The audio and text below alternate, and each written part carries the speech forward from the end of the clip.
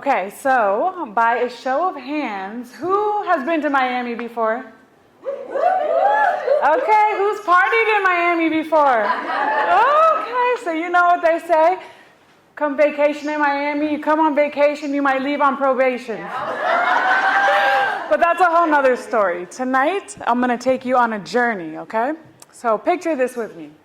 18 years old, Miami, Florida, palm trees swaying in the breeze, beautiful beaches that stretch for miles. Sun-soaked afternoons, laying on the sand, catching that perfect golden glow. Life felt light, carefree, and beautiful. And as the sun goes down, the energy shifts. You can feel it in the air. The music got louder, the lights got brighter, the nights felt like they had no ending. I still remember the excitement of getting ready with my girls for a night out. Music's playing, we're laughing, and just this overwhelming feeling thinking, yes, this is gonna be a great night, with maybe some questionable decisions. We'd step out onto the night scene and everything just felt alive. The energy, the movement, the freedom. Like time didn't matter. The future, that was something we'd figure out later. I had no idea that life was about to hand me a responsibility far bigger than anything I could ever imagine. Because not long after that, I found myself sitting in a hospital room, holding my newborn daughter. And in that moment, everything became real. Because I wasn't just this young girl out chasing a good time anymore. I was a 20-year-old single mother. And the life I had been living, it didn't look the same anymore. But there's something powerful that happens when you hold your baby for the first time. The room could be full of people, but everything just feels quiet.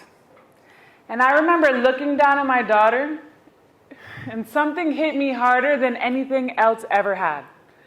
I thought one day, this little girl is gonna look at me and learn how to live life. She'll learn what strength looked like, what resilience looked like, and what perseverance looked like from me. And that realization was both beautiful and terrifying. But suddenly I understood something clearly. My life just wasn't my life anymore. It was the example that she was gonna grow up watching. So I was forced to ask myself a question that would change everything. What kind of life did I want my daughter to see me build? When I was a little girl, I had this dream about what I wanted to be when I grew up. And I could picture it so clearly, walking the hospital halls in my white coat, feeling confident, purposeful, and helping people. In my mind, I was gonna be an anesthesiologist. But somewhere along the way, life got in the way. And I think a lot of people in this room know what I mean when I say that. You see, for me, school never came easily. In fact, I barely passed high school. So that dream that I once had started to feel less like something I could achieve and more like something that was meant for a different version of me. Maybe a smarter version of me, maybe a more capable version of me. And eventually that dream just kind of faded into the background. Not because I didn't want it anymore, but because it felt unattainable. But something about sitting in that hospital room, holding my newborn daughter, something about that moment brought that dream back. And for the first time in a long time, I asked myself a different question. What if I actually tried? So I made a decision that honestly scared the hell out of me, if I'm being honest. I decided to go to nursing school. And I wish I could tell you that it was easy. To this day, that is one of the most difficult things I've ever done. There were long nights studying. There were moments where I questioned whether I was capable. Moments where I questioned if I had taken on more than I could handle. There were plenty of days where I sat there thinking, gosh, am I smart enough to do this? Like, can I actually pull this off? But every time those thoughts showed up, I would look at my daughter and I would remind myself why I started. You see, I didn't need to be the smartest person in the room. I just needed to refuse to quit. So I kept going. One exam at a time, one class at a time, one step at a time. And eventually, something incredible happened. That girl who barely passed high school, She graduated nursing school, y'all. And in that moment, I learned a few things. I was far more capable than I had ever believed. And I could do really hard things if I put my mind to it. And the most important lesson of all, my mama was right. So shout out to you, Mom.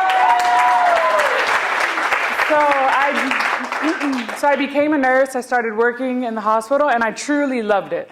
I was helping people. I was making a difference. Like, it felt great. But working in healthcare, it changes you. You are caring for people during their most vulnerable moments, and you see a lot of suffering.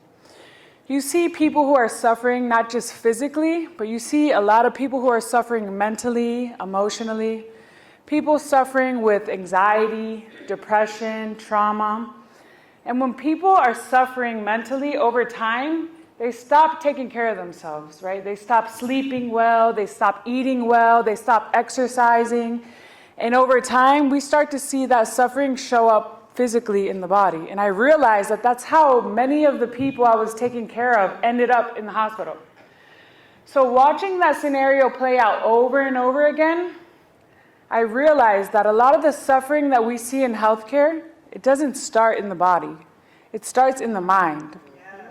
So coming to that realization, I started to be pulled in another direction. I decided that I didn't just want to help people heal physically, I wanted to help people heal mentally. So I made another decision.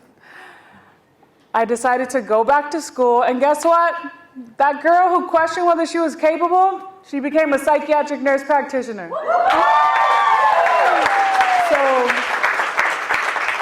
So through that journey, I ended up opening up my own psychiatric practice, an amazing healing space where people come when they feel lost, when they feel like their life has gotten off track.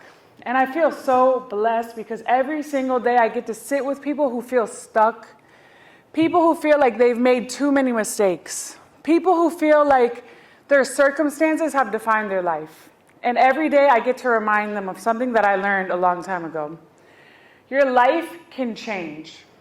Your story can change. Your trajectory can change because mine did. And sometimes I think back to that girl in Miami, 18 years old, palm trees swaying in the breeze, music playing in the background, getting ready to go out with friends for the night, thinking that life was just one long summer night. Young, wild, and free. If you would have told that girl what her life would look like someday, she would not have believed you. In fact, she probably would have laughed and said, "You're crazy as hell." But everything changed because of one decision, one moment where I decided to stop drifting through life and started choosing the direction of it. And the truth is that every single person in this room will face a moment like that. A moment where life asks you to pause and evaluate the path that you're on. A moment where you have to ask yourself, is the life I'm living today truly leading me towards the life I want to live tomorrow? Because your past does not determine your future. Your starting point does not determine your destination. And all it takes is one decision, one moment where you decide to step into something bigger than where you started. And maybe for some of you, that moment is today. Maybe today is the day that you decide to go back to school, or to pursue that dream that you once gave up on, or to be the example that someone else is watching. Because someone is watching. Your children, your family, your friends, the people who will one day look at your life and learn what courage looks like. And when you make that choice, when you decide strength, when you choose courage, when you choose to believe that your life can be bigger than your circumstances, well, that's when you move from great to greater. Yes, ma'am.